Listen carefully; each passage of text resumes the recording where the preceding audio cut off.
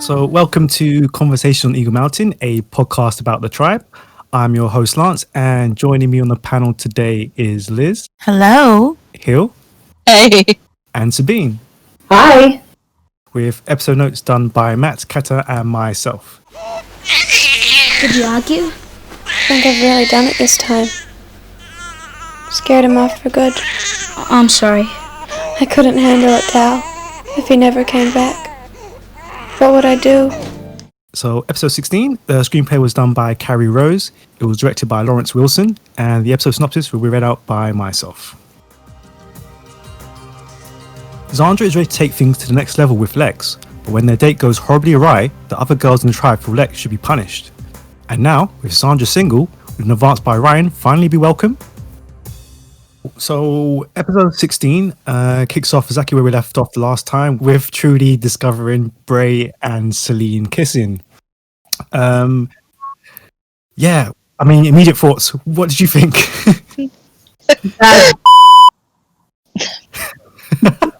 I think that was my instinct reaction. Are we talking about now or back then?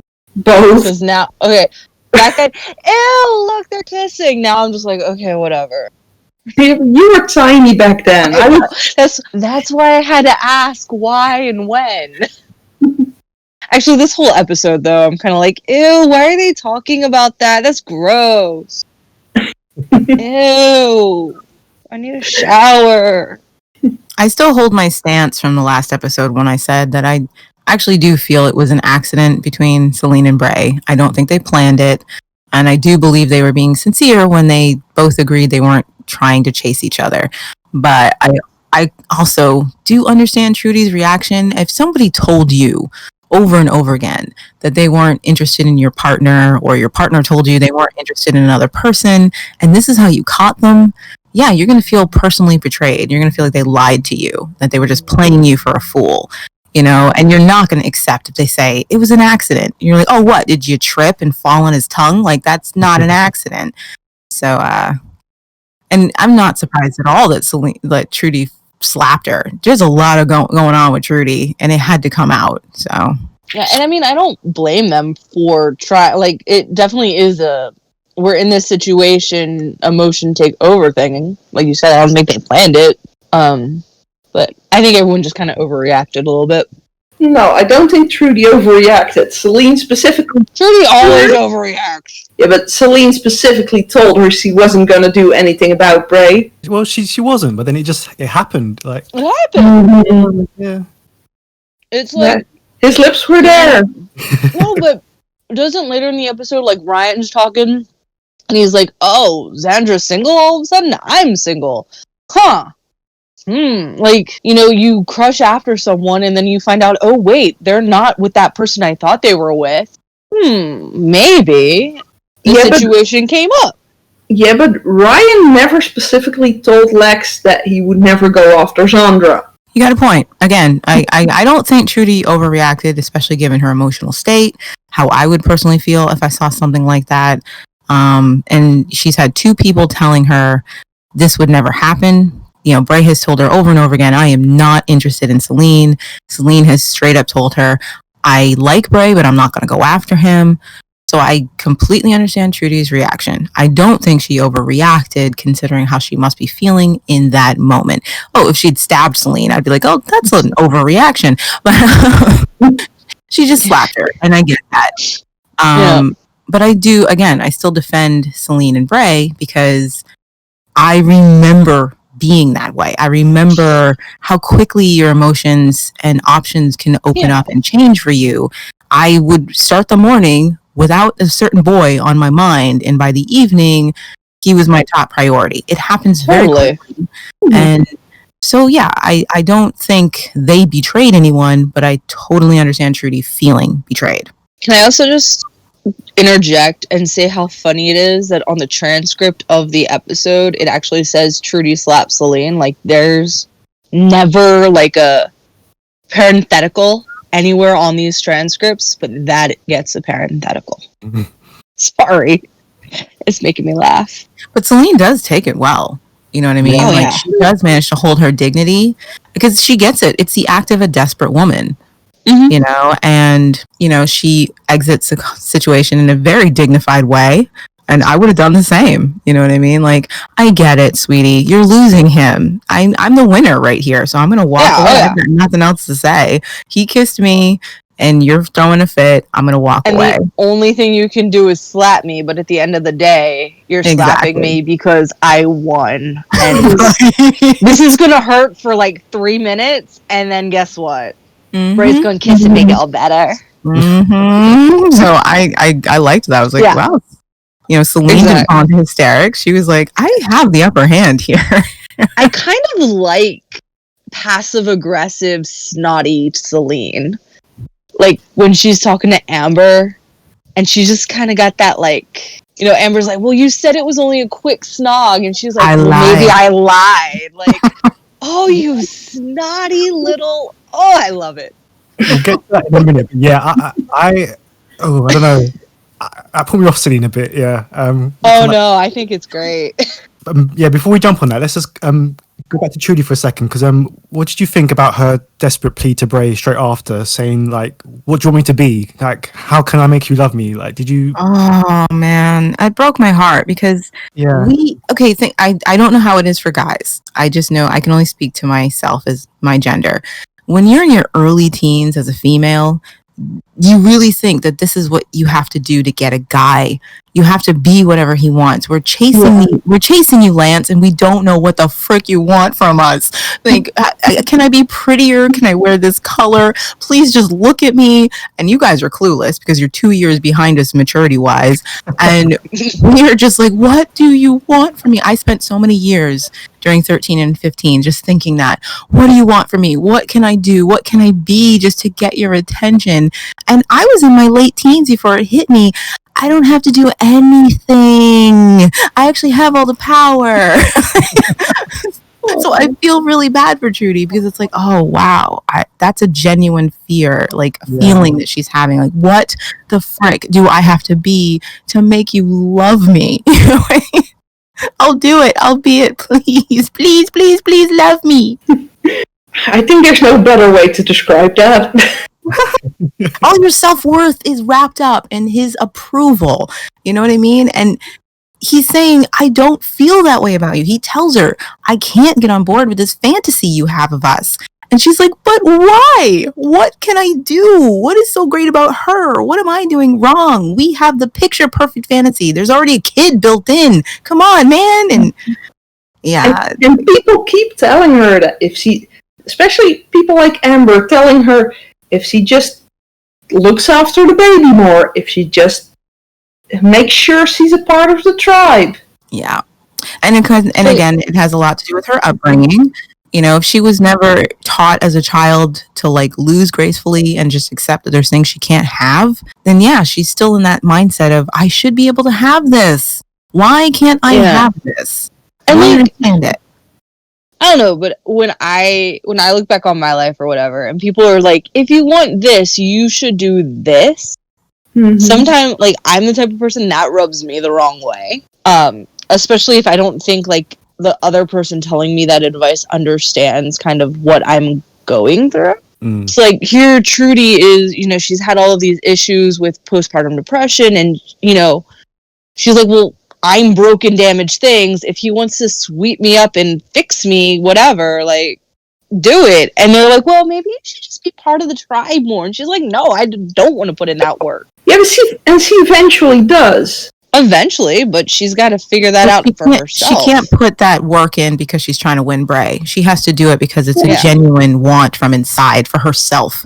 Yeah, exactly. It is also proof, and it's a good example for kids watching this, that trying to turn yourself into something in order to win someone isn't going to make you happy. Trudy isn't happy. You know what I mean? All this dance she's doing to get Bray isn't making her happy. She doesn't find happiness until she starts doing things for herself. Mm-hmm. for her own personal well-being. Like, I'm not taking care of my child anymore because I'm hoping this guy will take notice and be with me. I'm taking care of my child because she's a part of me. You know what I mean? And she's all I have left in the world. And then Trudy finds contentment. And so, yeah, changing yourself to win over someone ain't going to make you happy, baby. Because you're faking it. And you can only fake it for so long before the real you comes out and chases this person away again. You know what I mean? It's never going to work. Yeah, but it's not the way she sees it. Oh, yeah, of course not. In her mind, she's doing everything she possibly could. And it's a hard lesson she has to learn, She has to grow up, just like everybody. And we all have had this lesson. We've all had to do it, whether or not it was we were chasing popularity or love or friendship or whatever it was. If we were faking it, we learned eventually, this doesn't make me happy. I got to chase what makes me happy. I got to do it for me, not someone else. It's just part of growing up. Mm-hmm. It was just one kiss. A quick snog. I don't know why she's making such a fuss about it. You kissed Bray? At Chloe's party. We didn't mean to. That's the most pathetic excuse I've ever heard. In the following scenes, we have Amber and Celine left holding the baby, as obviously Trudy deals with the fallout of what happened. And in that scene, Amber quickly susses out that something has happened to break the Celine, Bray, Trudy stalemate. What did you think of Amber's expression and reaction upon discovering that Celine and Bray kissed? Okay, I'm going to describe it like this. All right. You go out to dinner with your friends. We've all done this. And you get like a group meal, like a pizza or like a poo-poo platter or something like that. There is a social contract when there's one thing left. Let's say you want it. Everybody knows the code word you use. If you want the last slice of pizza or the last chicken wing, you say, does anybody else want that? Everybody knows what that means. It means that you want it. And the social contract is, oh, no, go ahead. I'm full. I'm stuffed. Go ahead. And then you have it. Okay. That's how it works.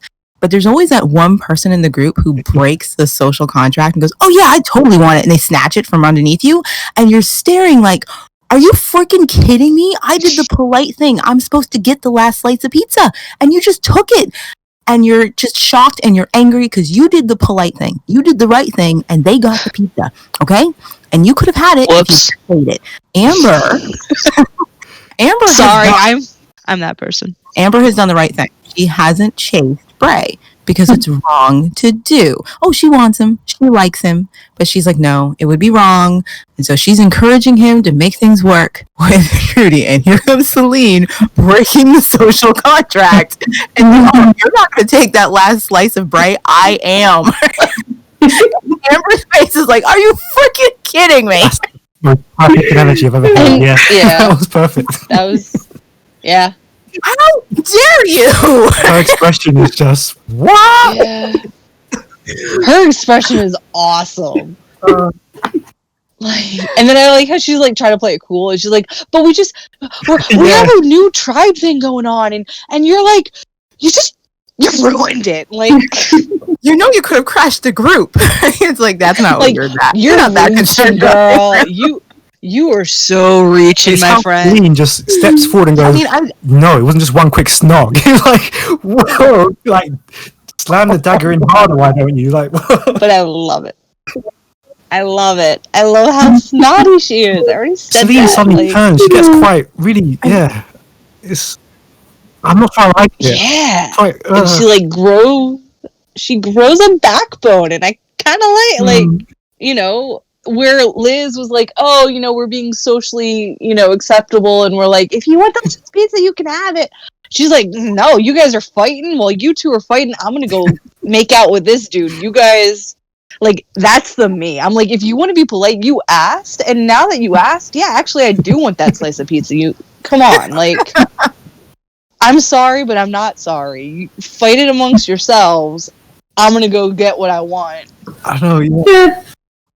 There's also a personal competition to it. Now, I have a little bit of an ego, but socially, you're meant to keep your ego under lock. You're not supposed to admit that you have an ego, but we all do, right? Mhm. We all personally rank ourselves. Like, I know I'm an 8. You know what I mean? I can't say I'm an 8, but I know I'm an 8, right?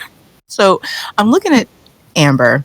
Amber, you gotta remember, her and Bray's relationship started with him making eyes at her.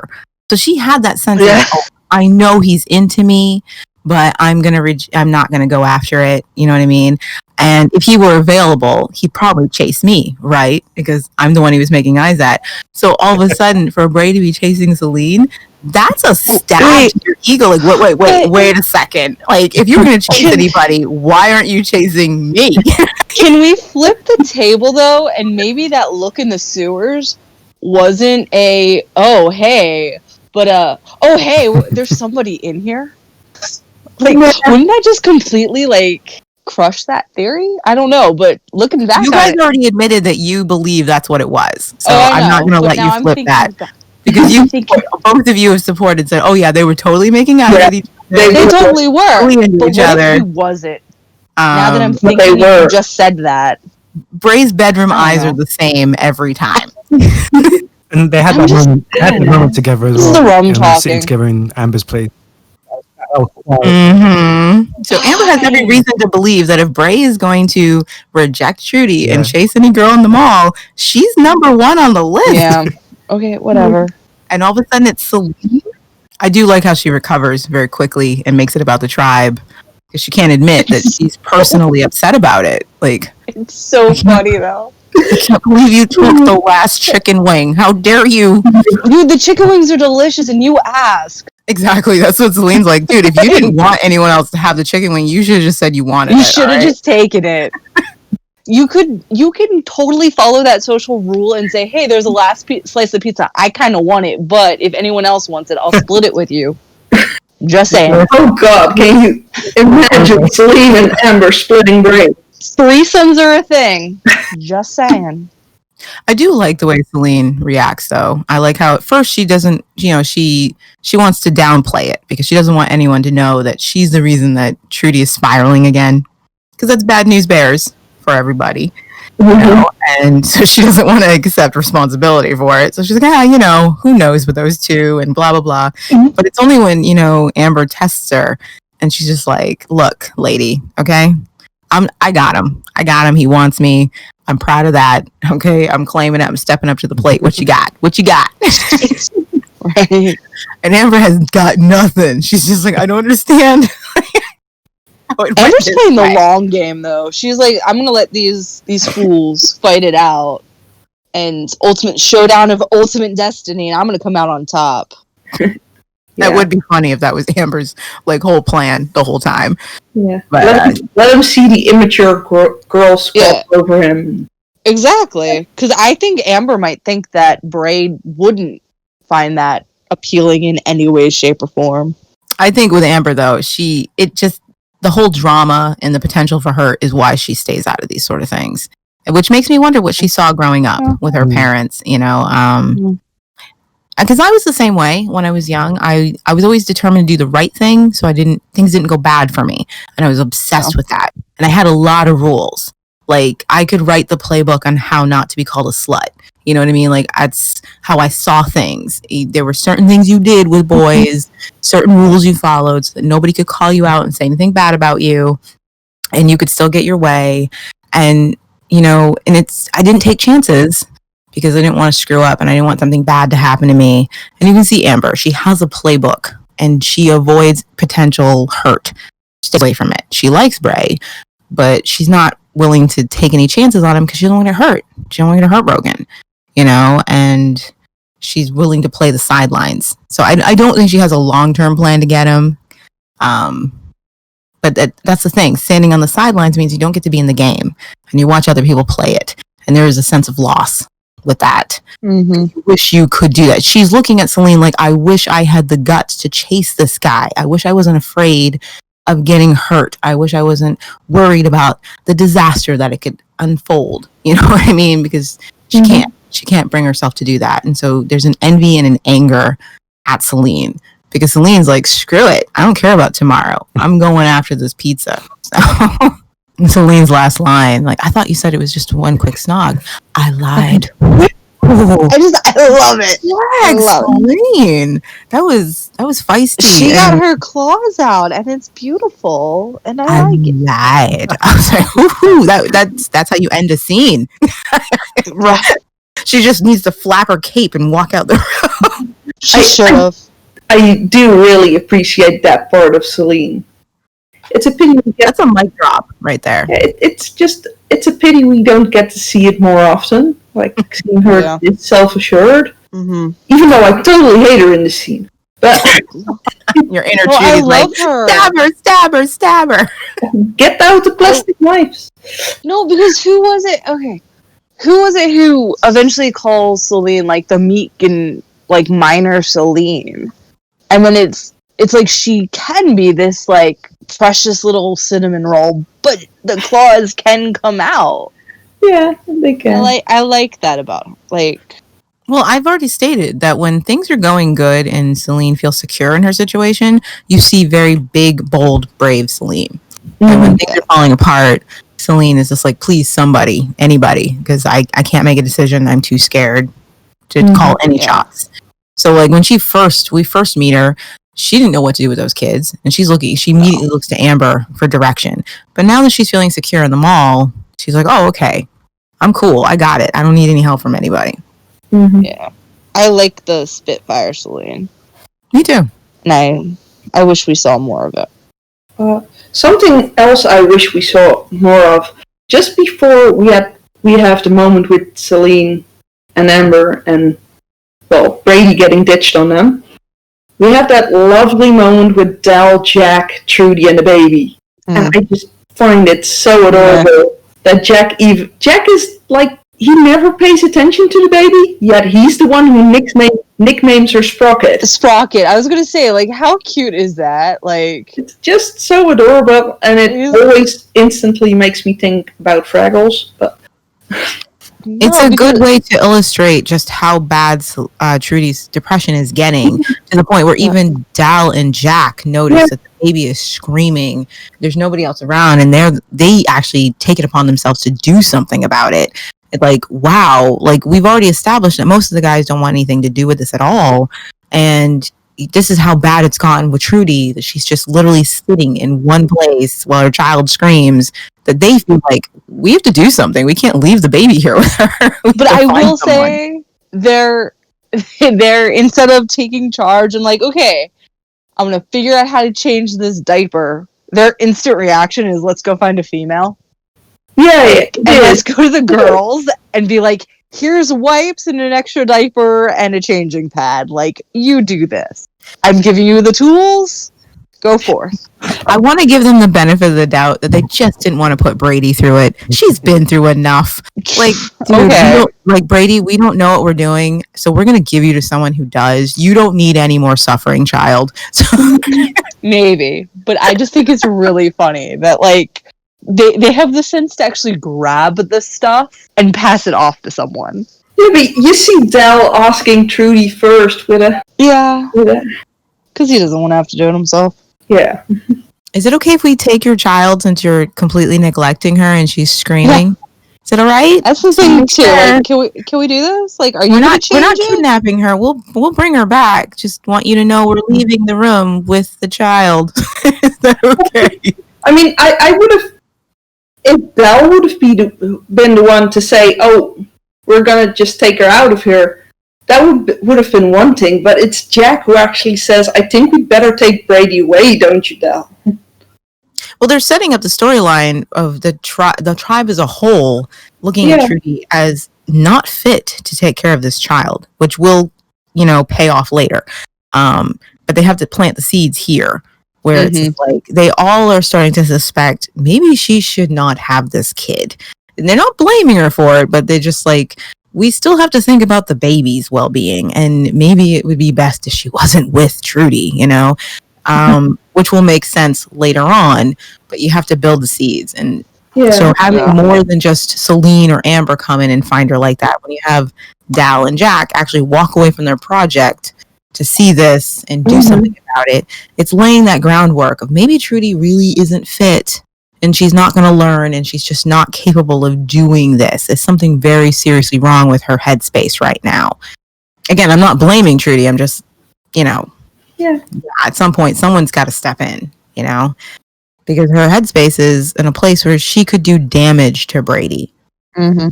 I mean, you let it's not this way for female babies, but male babies, you let them cry that long, that hard, they can give themselves a hernia. You know what I mean? Like, they can do physical damage to themselves if you just leave them to scream. And with Trudy, I don't care. I can't. You have to start thinking, maybe she should not have this child. It's not because she's a bad person. It's because she's sick. And someone's got to protect the baby. So I do think they're starting to lay that groundwork for that storyline as it comes up. Yeah, I think you're right. Let's switch the conversation a little bit and talk about our newest member of the tribe, Tyson. Sorry. Groans. Laugh. I don't know. I mean, there's a few different questions here, but let's first start off with the children's education and the differences between what Amber believes they should be taught versus Tyson's. Let's start with that. First of all, where do you stand on that? What takes precedence in learning?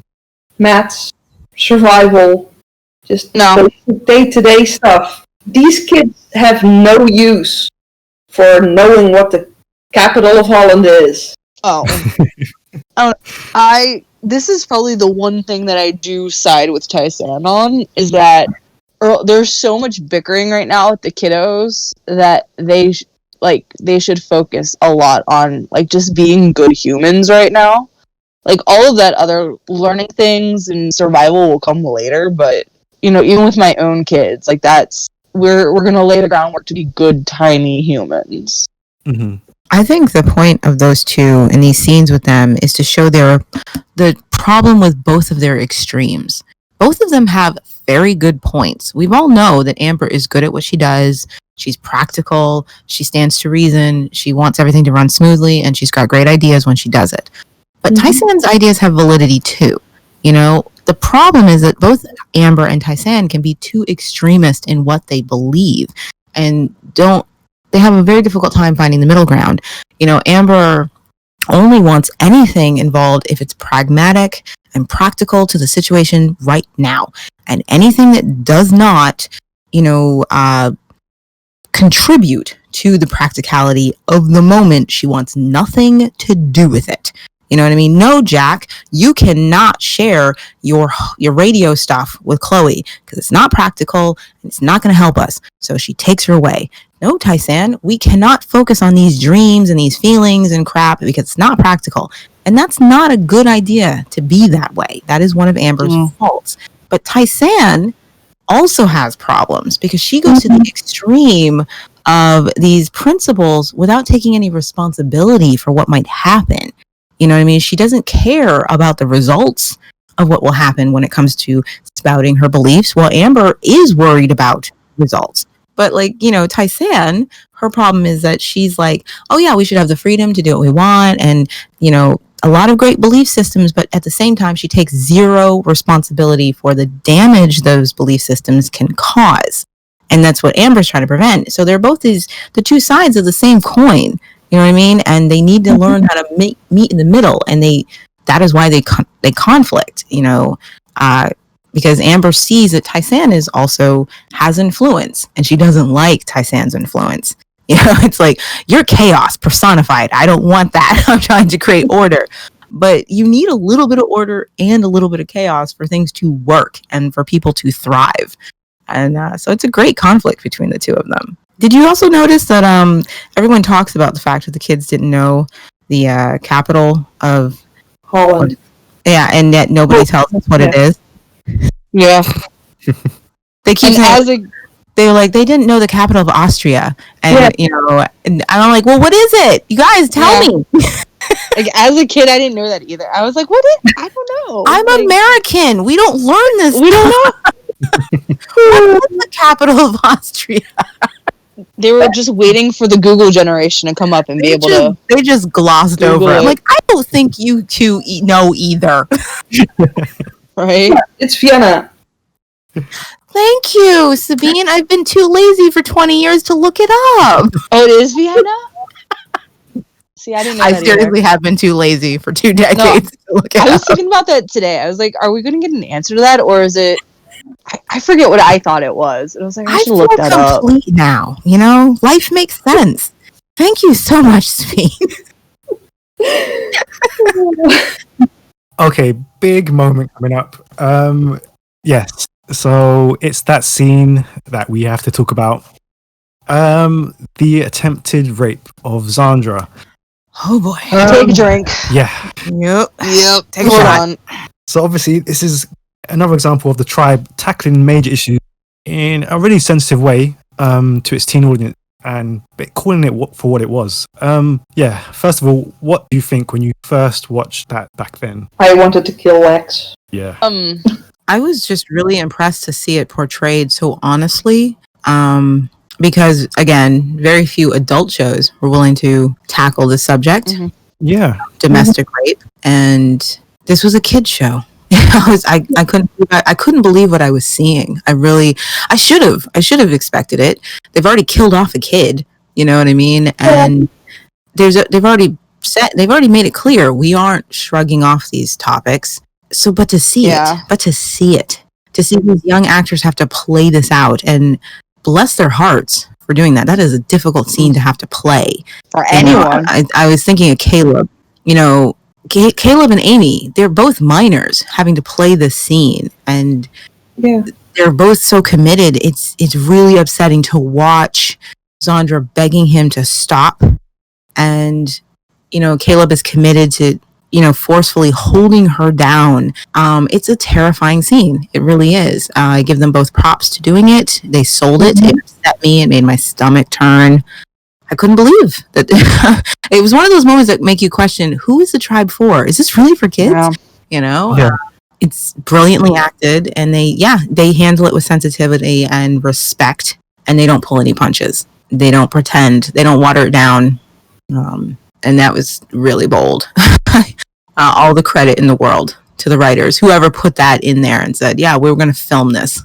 No, I do. I give them a lot of credit for doing that, but it's hard to watch. And I think that's kind of the point, is if you knew, like, because what happens is everyone eventually finds out about the attempted rape. And, you know, if you have a friend that came to you and said, hey, I am dating this guy, I'm dating this person, this is what happened, what do you do?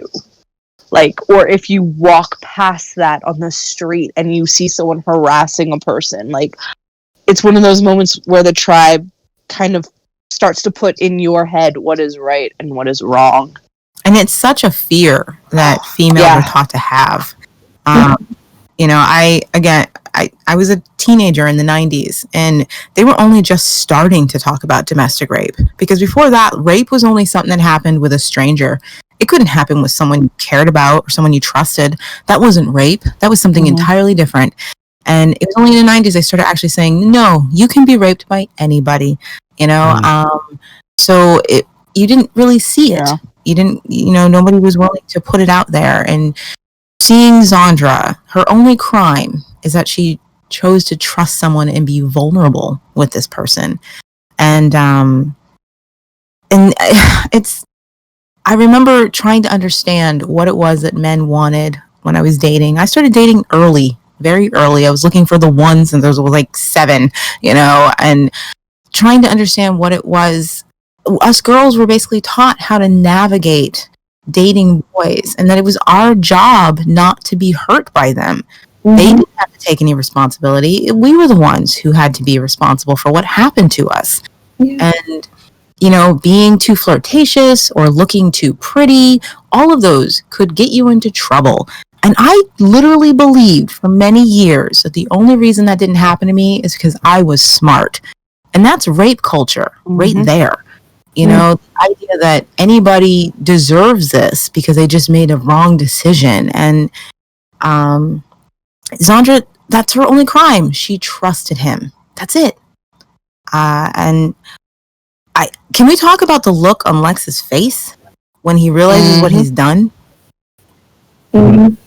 We've discussed the fact that clearly abuse and bullying has been normalized for Lex because of his own home life. Yeah. When I see this, I'm like, how many times did this happen to his mom? How many times did Lex hear his mother dealing with this? And I'm just amazed that they didn't pull any punches with the scene. It's so in your face. You can't turn away. You can't deny what happened. And oh my gosh, I'm sorry. It's just, it's so brilliantly done. Yeah. I think it's one of the biggest strengths of season 1, actually. Yeah. That they were willing to put stuff like this in it. Mm-hmm. Just full in your face, no going around it. And I think that's why I like the tribe, too, is because they don't shy away from any of it. Ryan's reaction when he finds Lex, you know, and he pulls him off Zandra, and his anger, like, what the frick are you doing? What are you doing, Lex? You know? And Amy Morrison, her tears, oh my, it's a gut punch. Like, her fear is genuine and her terror. And at the same time, she's still trying to protect this man. She's trying to protect her abuser. Stop it, Ryan. You're strangling him. You know, even while she's crying and quite upset, it's such a raw, like, reality. Like, it just, it puts you off your food. You know what I mean? You're just like, this is too real. This is too real. And I mean, they've only made allusions to the fact that this could happen to the girls living in their world. And yet here we are, like, it's in our face. And it was, Zandra started the day thinking she was just going to make a romantic dinner with the boy she's into. And this is how it ends. And I do want to I want to shiv Lex. Like, she did not do anything to invite this whatsoever. There's nothing Zandra did to make him think that this be welcomed. He doesn't try it on subtly. He goes straight to physical force. And that's really upsetting. Like, he immediately pins her down. And the things he says to her, you know you want it. And you're going to get it. Like, oh my God. Mm-hmm. I feel sick. You know? Oh, that's bad. That's bad. And next, he jumped on me. What did you expect him to do? Suggest a game of Ludo? Cut it out, Celine. Can't you see she's still freaked? It was so awful. I was terrified. Not half as terrified as Lex will be when I get hold of him. Yeah, let's slide into the reactions to the other characters, because I think this is where I think Celine's backbone grated on me immediately, because I didn't like her reaction to what happened. Yeah, what do you think about everyone's reactions to? Most realistic reactions to assault I've ever seen. Yeah. They hit every aspect of the spectrum of how people react to it. Whether it's Amber, who makes it clear nothing Zandra did was deserving of this. That she is not to blame. That Lex, the only blame is on Lex. She makes it very clear he needs to be punished for it. And then you have Celine, who is victim blaming. And anybody who's ever dealt with assault of this type and had to go to the police knows it's literally a coin toss of which one of these reactions you're going to get. You know what I mean? You might be believed immediately and they'll be like, we're going to do something about this. Or you might get a cop like Celine who's like, well, what were you wearing? What were you doing? What were you drinking? You know what I mean? And it's disgusting. But it also makes you, you know, it explains a lot about Celine and some of her attitudes about things, what she's been programmed to think. Because obviously Zandra is not the only person she slut shames, you know, and this is things that young females are taught to do. She immediately judges Zandra for this happening to her because apparently Zandra wasn't smart enough to prevent it, you know, and it is disgusting. I'm with you, Lance. It's like, but that's someone taught her that. Society taught her to think that. Like, oh, you know, Zandra, what did you think? You're flirting around here. You're messing around with that kind of guy. That's going to happen to you, you know? It brings in question, like, what was Celine's home life? Like, what was she programmed and taught to think? We'll learn later that Celine doesn't have a father. He walked out when she was 5 and she just had a mother. And we'll also learn that her mother was verbally abusive. Yeah. So I can only imagine the messages Celine was getting growing up. And then you have Tyson's reaction, which is a very interesting one. It's very medieval.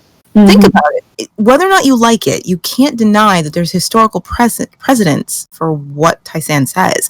It's the very reason marriage was invented. It was invented so that men who have a biological imperative to run around and have sex and spread their seed wouldn't do that and leave children everywhere. And women who are seen as, well, they can't hunt and gather if they're carrying and caring for children, so they need a man for it. Yep. Let's pair them off and solve this problem. And that's exactly what Tyson says. You know what I mean? She's like, look, you know, logic isn't gonna, like, we can't care about all the logistics about this. You know, this solves the problem. Doesn't matter if it's right. You know, like, wow. There's something genius to it, but at the same time, Tyson still doesn't take any responsibility for the fallout of suggesting this to somebody. Did you all love Amber's reaction, though? Like, it's getting weird again. What I need is a cup of tea. And just walking out on it. Amber, you need something stronger than tea to deal with that one. Let me tell you. There's a weird wisdom to what Tyson's saying. You know? I mean, she's not wrong in the sense that the biggest obstacle between, you know, Zandra and Lex is that he wants to get laid and she wants commitment.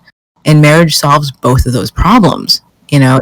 But at the same time, she doesn't take responsibility for the sense that they're 15 and 16 years old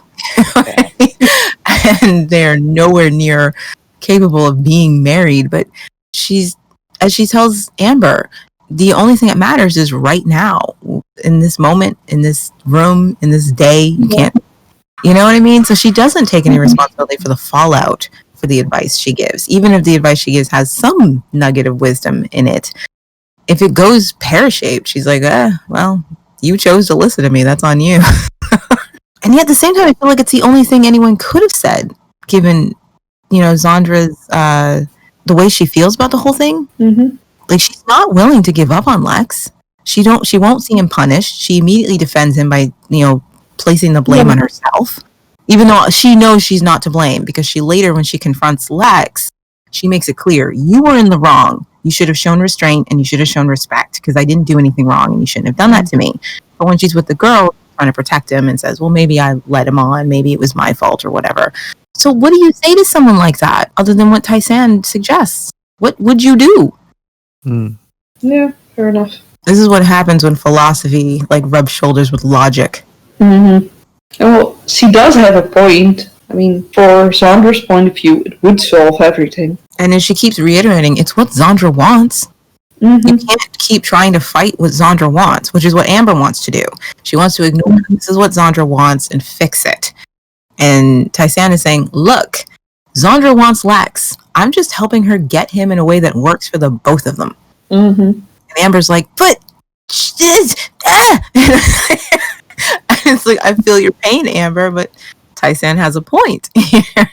You're not going to be able to convince Zandra to stay away from Lex. You're not going to be able to tell her she's not in love or this is wrong. She's chasing him. And sometimes it happens when you're a parent and you're dealing with your kids or someone you love. At some point, you have to accept this is going to happen. And I can either make it easy or I can make it hard. So if you love this person, you try to make it easy. I'd take much better care of you than he ever did. Please, Zandra, give me a chance. You mean us? Go out together? I could make you happy. I know I could. You're so sweet. I don't want to be sweet. I want to be like Lex, so you'll fancy me. No, you don't. You're a far better man than Lex. Only... You don't fancy me. I've always gone for the bombs. It's in my nature. If only I could fall for a good guy like you. So you're saying no? I'm saying, find a girl that deserves you. And I'm really sorry it's not me. Yeah, sticking with Zandra, what do you think about how she handled Ryan's declaration of his love for her?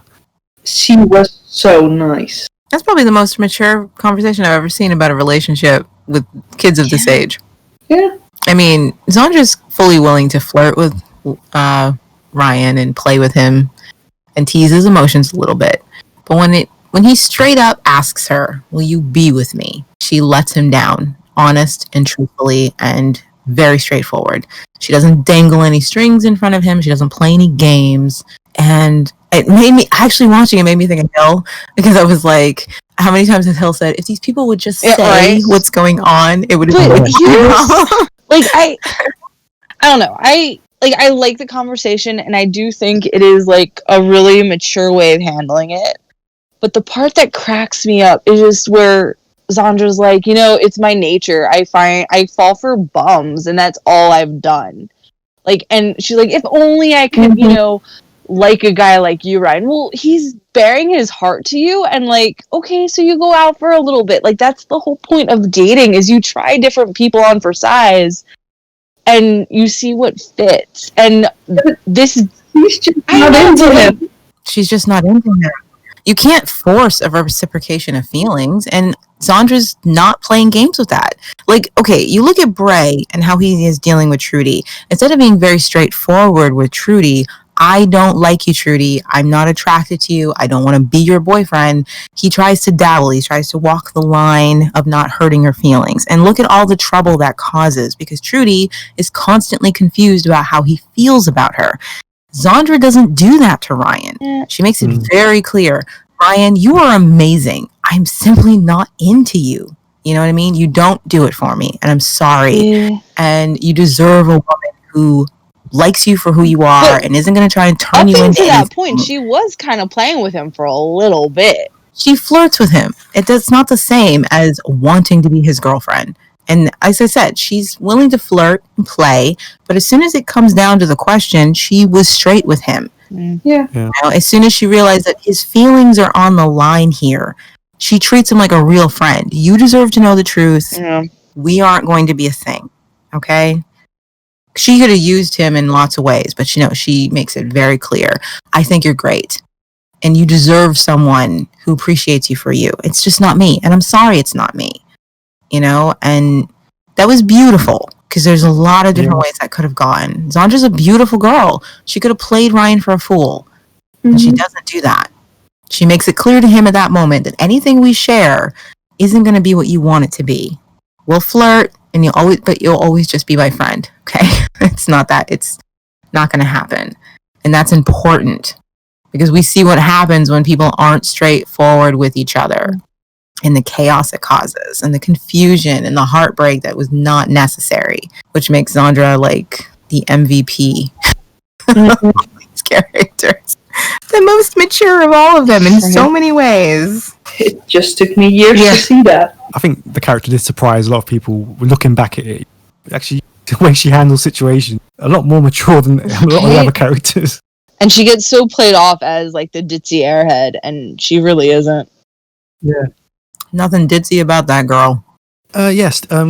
Sticking with Lex, how do you think about the aftermath and his reaction to everything? Yeah, and his views on how valid this marriage was going to be. Do you think he truly was feeling remorse? Hard to say. For me personally, I guess. I don't know. To me, it always seemed, he felt bad because he wasn't going to get his way now. But I think going back, like how I always read the scene was we've seen the abuse, and we've seen like kind of how that has damaged him. And if he had seen that sort of thing with his parents, I know what this looks like from someone else looking in, and I know that that's not right. And so I think he does, but he instantly defends himself by saying, sorry, but a man can only take so much. Yeah, but that's also, that's jock culture too, and that happens a lot with people. Hey, I'm a dude. You were flirting with me. You were looking at me this way, and that's the rape culture. Like, I can't control myself because you were dressed like that, and now that now you're crying rape, even though you were flirting with me.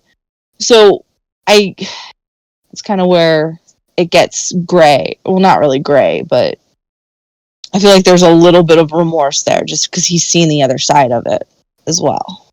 Mm. Yeah, but I don't know. It just he instantly plays it off as like, I'm a man, it's not that easy. But What was I supposed to do? And he's putting the blame elsewhere. He's putting the blame on her. Yeah, I'm with Sabine. Whatever remorse he feels is not deep enough, and it's not proportionate to what he did. Like, he does not understand what he's actually done. His remorse is kind of like, oh, I messed up. I forgot her birthday. And it's like, no, dude, you tried to physically assault her. It is not the same damn thing. I don't think he understands just how bad what he did is, and he thinks it's another one of his wrong deeds that should be brushed under the rug, and again, because this is normalized to him. And he does not understand that what he did is completely indefensible, and nobody to blame but himself. I agree with you on that, but I think because it is something that he grew up with as normalized, he doesn't see it as such a big deal. So he's like, oh yeah, I've seen the other side of this. I know what I did was wrong, but at that moment, I didn't. And he does very little to make up for it at all. You know what I mean? He doesn't try to really make this right, and he doesn't learn from this, which is really upsetting. It's not like he walks away from this going, "Oh, you should never do that to somebody." You know what I mean? He didn't learn anything from this. And again, that's another point that the show is making. Because Lex is not punished for his actions, he's gonna do this again. He's gonna try this again.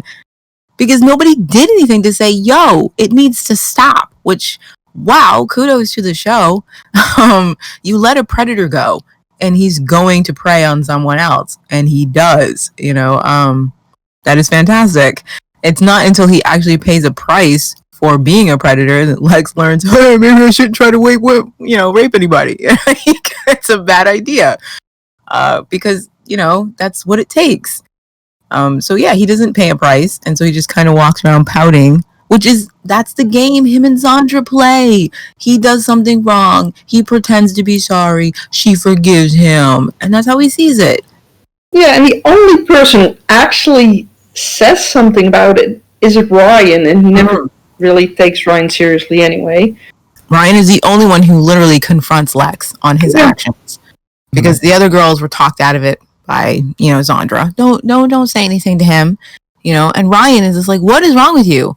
And which is really cool. It's a really clever way the writers use different characters to editorialize the moral to their audience. So Amber is an obvious one. If you want the audience to understand that something is good or bad, they will often use Amber. Mm-hmm. So whatever Amber thinks, the audience is like, oh, well, Amber always does the right thing for the most part. So if she says that rape is bad, it's bad. So, your young audience gets that. And her reaction to this is very clear. It's wrong. It's bad. You're not to blame, Zandra. But then you pull in Ryan. You have one of the guys come in and say that this is wrong and you shouldn't do this to anybody. Right after the writers have been doing a very good job of showing you the distinct differences between Lex and Ryan and their personalities. And that has even more impact on the audience. When a guy steps in and says, that is wrong. Okay, you don't get to use the guy point of view. Oh, you were helpless because you're a man. Because here is a man telling you, you don't do it. It's wrong.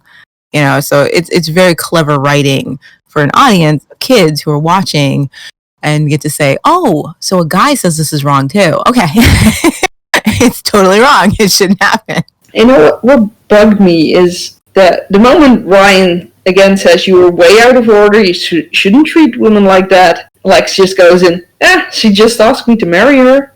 Yeah, he's learned nothing. He's just like, oh, I was rewarded, basically. She wants to be with me forever. Because look at the smirk on his face. Like, he expected to be fully punished by Zandra. He even says, so I guess that's it between us. Like, he's like, I screwed up. She'll never be my girlfriend.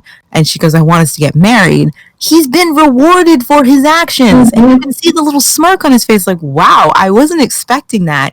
He hasn't learned a damn thing. Instead, he got a reward. The girl's dying to be with him forever now. And poor Ryan is like, what? She could not have been serious. And Lex is like, dead serious. She totally wants to be with me. And he's preening about it. It makes him feel good that even though he totally screwed up and did something horrible, that she still wants to be with him. He has not learned anything from this experience, and it's sad. It's actually really sad. It's all covered in flowers and glitter and we're planning a wedding, but it's a really depressing storyline when you think about it. Because how many victims protect their abusers just so they can abuse again? Happens all the time. The police can't do anything about it. They come to the house, they get a call, and the abused is sitting there with bruises and blood, and they're like, no, it wasn't his fault or it wasn't her fault. Everything's fine. The police can't do anything. I fell down the stairs. It's okay, you know? And the abuser just gets to walk away and do it again to somebody else. And that's exactly what happens with Lex. He gets to walk away and he's going to try to do this to somebody else. And so, yeah, underlying, it's really dark and depressing storyline. And I can't believe they put it in a kid's show. I can't believe Channel 5 allowed them to. Yes, it still shocks me when I first watched it. Yeah. You guys notice how they had to cover it. There's a lot of stuff happening in this episode to disguise this dark storyline. Yeah. It distracts you from really thinking about it. You know? Zandra's forgiveness, the wedding. There's all kinds of stuff happening. Yeah, true. But especially back then, it was not something that would normally have been allowed on children's television. Absolutely not. Even today, you wouldn't find something like this. The Tribe was no BS, I guess is the best way to put it. If you when I think about the shows that were aimed at my demographic as a teenager in the 90s, they all starred people in their 20s pretending to be teenagers, and they were very over dramatized, and often put these kids in ridiculous storylines that they wouldn't naturally be in, and everything was just heightened to unreality, you know, and it made you think that's what being a teenager is going to be like. No, sweetie, it's not going to be like that. When I saw The Tribe in my early 20s, it was the first show I ever saw that actually starred kids dealing with what kids deal with in a realistic way, with no frills, no over dramatization. I was blown away. I felt like I'd waited for the show my entire life, and it only finally got created once I was past 20. You know? But I'm like, they really were thinking outside the box when they created this. You know, it's a show that stars children. It's for children, but it's not what we've been programmed to think is for children. You know, but this is exactly what being a kid is like. This is the stuff we deal with. I remember doing things I had no business doing that no adult would want to believe the kids were doing, but we were. We were. You know, nobody wants to believe that that's what's happening, but yeah, I can attest that's what's happening. And the Tribe said, yes, this is what's going on with your kids. Let's talk about it. Let's talk to them about it. I mean, I was a teenager when it came out. I was 15. And to me, it was like they were actually telling stories about stuff that could happen to people around me, you know? Yeah. I mean, we had the pregnant teens at school. We had the kids with eating disorders. It all tied into what I was experiencing in real life. And it was one of the only shows to do that. And it wasn't relegated to a very special episode. Oh, cringe. Like, life is wonderful and peachy, except for this one episode where it gets real. Every episode of The Tribe is a very special episode. And then there's me, who definitely was drawn to the cool outfits and stuff, and then wound up in this very dark world.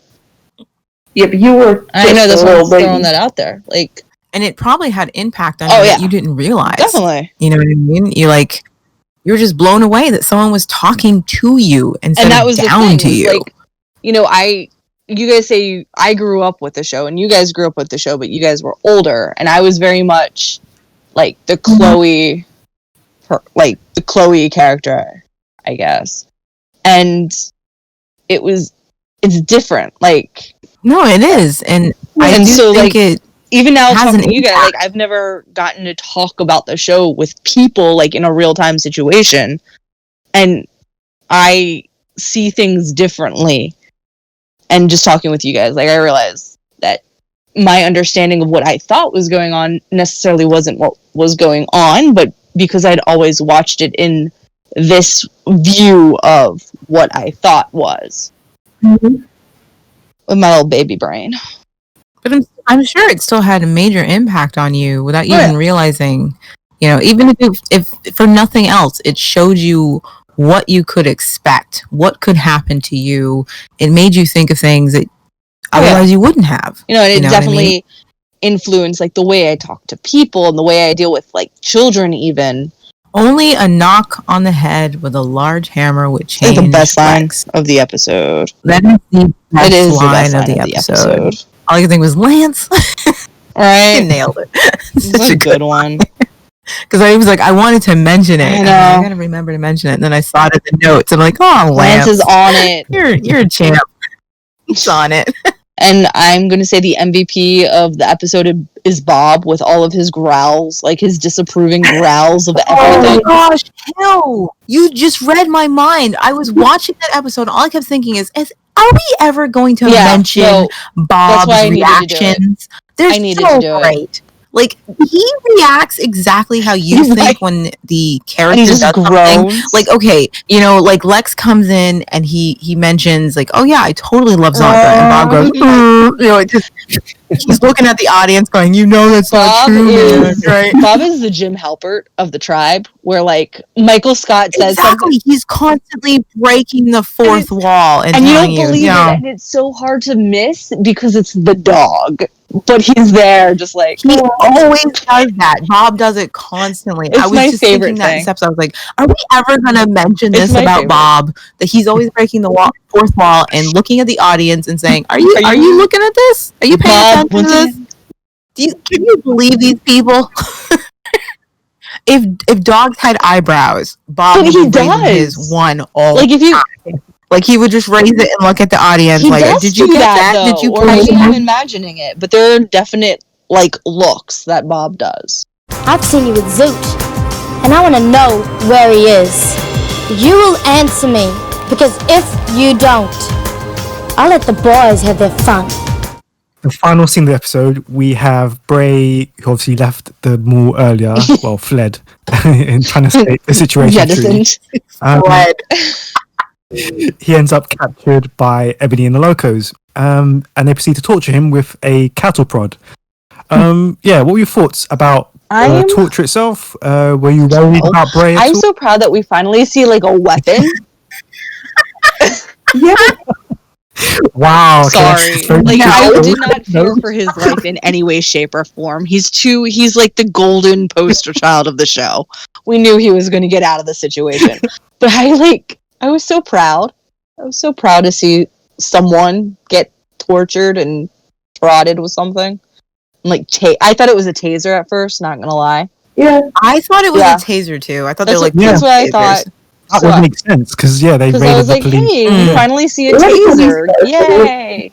I was like, that makes perfect sense that that's a weaponry Yeah. they would pick up. That's awesome. And I think it's cool. But I'll tell you what I was thinking. I thought this was interesting. It says a lot about Zoot, even though he's gone now. He's already dead and buried, Rotting. and probably still floating Yeah. at sea, whatever. Fishy food. What I thought was interesting was up until then, Bray didn't have to really fear the Locos. He didn't really have to be afraid of them because Zoot was making sure that they never touched his brother. True that. You know what I mean? And it actually it puts into context the thing he says to Trudy after Zoot's death when he tells her they've made Ebony the new leader and how scared they are. Because when Zoot was in charge, neither of them really had to fear him doing anything to them. Zoot Martin would never have let his tribe do anything to his brother or Trudy. Yeah. Ever. He met his brother in secret on purpose. You know what I mean? And it's convenient that Bray has been running around for months and has never been caught by the Locos.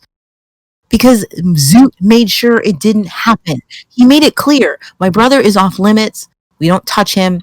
Ebony says, I know the two of you have been meeting. Yeah. Okay, so it's not that much of a secret if any of the Locos wanted to know what Zoot was doing. It was clear, though, that Bray was off limits. Bray was never afraid to go meet his brother. But the first time he encounters the Locos after Zoot's death, he is captured and he is tortured. And I think that's really interesting. So it gives us just a little more insight into who Zoot was. he, for all his anger and all his resentment, he would not let anything bad happen to his brother. He kept him safe. So I did think that was very interesting, that the first time Bray ends up in trouble with the Locos is only after his brother is gone. You know what I mean? There's nothing to stop them now. You know, and I won't mention it now because it comes up in the next episode, but I loved seeing them torture him. I was like, that's fantastic. Okay. It was great. It made sense to me. I'm like, yes, they've obviously raided the police station. They should have grabbed some weaponry, you know. Bravo to Bray. He's taking it like a champ. That can't feel good. But he's like, ugh, I'm so strong and manly. But like with the torture, like, you know, the tribe has some really dark storylines, but it's always like personal drama. And so it was kind of nice to finally see someone like getting I don't know if I can say the word I'm thinking of, but getting it knocked out of them. Like, he was being tortured. Like, that's not a fun thing. And he's been able to get close to the Locos without that ever happening to him before, because his brother made sure it didn't. And I wonder if Bray realized how much his little brother was protecting him, or if he once again just took it for granted, because things just happen for Bray, you know. And I wonder, he didn't seem to be bothered by going near Loco territory, and he seemed kind of surprised that they chased him. And it's like, yeah, your brother was keeping them off your back. He was making sure they didn't bother you. I was not worried for Bray too much, because again, just like Hill mentioned, he's clearly been presented as a main character. So I was like, I think he's okay. I think the mole rats at the moment are okay. I don't think anything bad's gonna happen to them. So I wasn't really concerned about him, but I was like, ooh, like they just changed up the game, because this is the first time where the outside tribes are becoming a part of the main story, because before they were just background noise. You know, people to run away from. And now it's just like, one of our main characters is with one of these major tribes. What's going to happen? Back when I originally watched it, I mean, we've had the main bad guy die. I didn't know what was going to happen to these characters. We've only had 15 episodes, but we lost such a integral character. So I was true. I guess I just because everyone's all like Bray, I just didn't think that would happen. I think I was just excited. I was excited that one of the outside tribes was finally going to take precedent, because they've been painted as a threat for so long. You know what I mean? And it's like, finally, oh man, we can't avoid the threat because they literally captured one of the heroes. So like, we have to actually deal with this. What's going to happen? So I think I was just really excited at this point to see Ebony and realize like they've just been sitting on the periphery, reminding you time and time again they exist. They're there. They are a potential threat. And finally, it's like, oh, okay, Bray got caught. What's going to happen with these guys? What are they going to do? And we finally have a weapon. I think I felt more. So I guess. What is she going to do? You guys have been building her up for a while. I guess the stakes were there. I just didn't think that they would go through with it. I didn't think they were going to hurt like him. I didn't think Bray was going to die. I just felt like, oh, this is going to get exciting because we're finally like paying off all of this. I also think that they kind of like, if they would have killed off Bray, getting spoiler alert, whatever, like it's almost like beating a dead horse. Like we've already kind of killed off our big bad guy, you know. Yeah, and then killing his brother within a couple of episodes. It would accomplish nothing. So, but that's all looking back as an adult and having seen this 17 bajillion times. That brings episode 16 to a close. Thank you to the panel, and we'll see you next time for episode 17. So until then, bye. Bye. Bye. Bye.